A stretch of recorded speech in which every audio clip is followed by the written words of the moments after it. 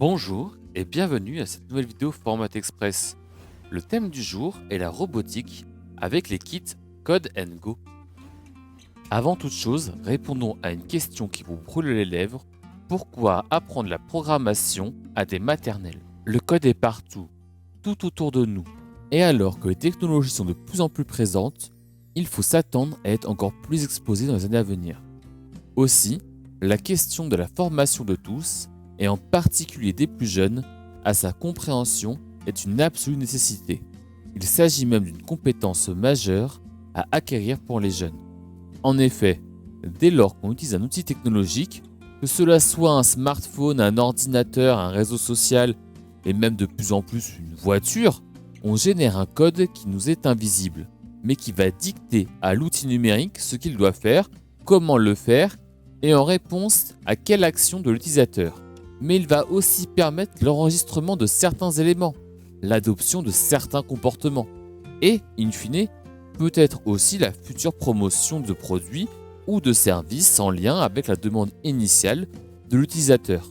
Ainsi, pour se prémunir de tout abus et rester autant que possible maître de nos actes et de notre environnement, il est indispensable pour tous de comprendre ce que fait ce code et pourquoi il le fait. C'est encore plus important pour les élèves qui vont avoir à affronter un univers dans lequel les technologies auront la part encore bien plus belle qu'aujourd'hui. Et pour cela, il est tout à fait possible de leur apprendre à programmer, et ce, dès la maternelle. Revenons maintenant à nos kits Code & Go. Chaque kit contient 16 pièces de labyrinthe raccordables, 22 murs violets,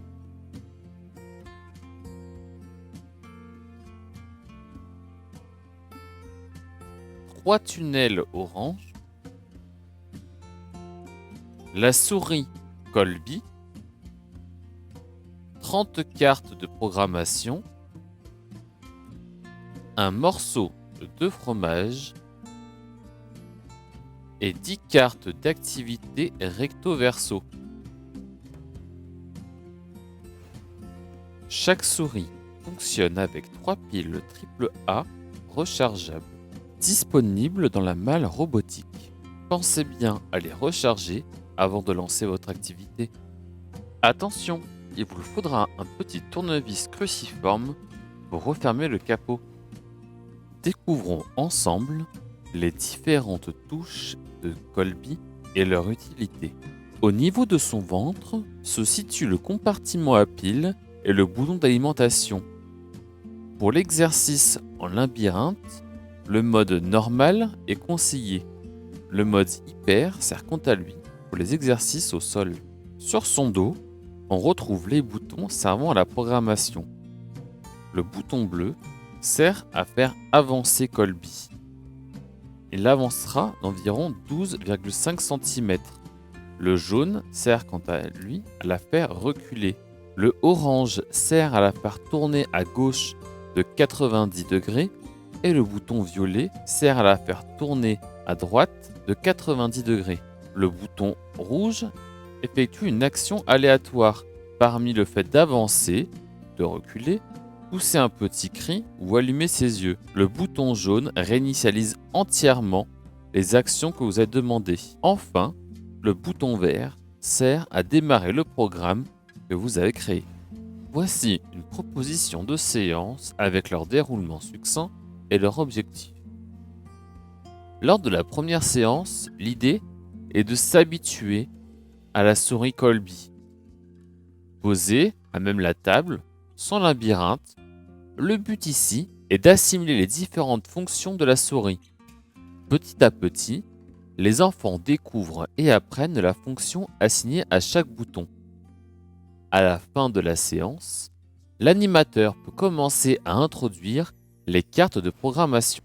La deuxième séance est d'apprendre à écrire le code avec Colby. L'objectif ici est de commencer à visualiser la programmation à l'aide des cartes. Écrire un dialogue avec Colby en visualisant les actions grâce aux cartes.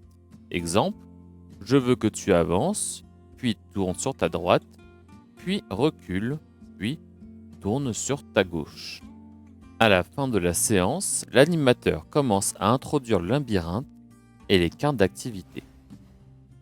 La séance 3 est Colby dans le labyrinthe. L'objectif ici est d'utiliser les cartes d'activité pour programmer Colby de manière ludique. À l'aide des cartes d'activité, les enfants doivent construire le labyrinthe imposé et résoudre l'énigme. Pour anticiper les déplacements de Colby, ils utilisent les cartes de programmation. L'objectif étant de résoudre l'énigme avec le moins de mouvements possible. Au fil des énigmes, vous découvrirez de nouveaux éléments, tels que les tunnels, où il faut obligatoirement passer dessous, ou les éclairs rouges, qui imposent d'entrer dans la commande de programmation la touche Action si la souris passe dessus. L'objectif final étant que Colby réussisse à trouver le fromage. Enfin, la dernière séance est la création de votre propre labyrinthe. Dans le cas où les enfants ont réussi à faire toutes les cartes d'activité, vous pouvez concevoir vos propres énigmes.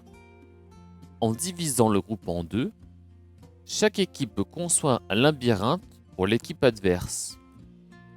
Une fois les deux labyrinthes conçus, la première équipe à résoudre l'énigme gagne le point. Merci d'avoir suivi cette formation. Pour plus de renseignements ou des questions, n'hésitez pas à m'envoyer un mail à l'adresse suivante en mettant dans l'intitulé le mot robotique. Pour pouvoir mettre en place ces activités, il est bon de rappeler qu'il faut demander à vos directions d'emprunter la malle robotique. En espérant vous revoir sur d'autres vidéos format express. Ciao!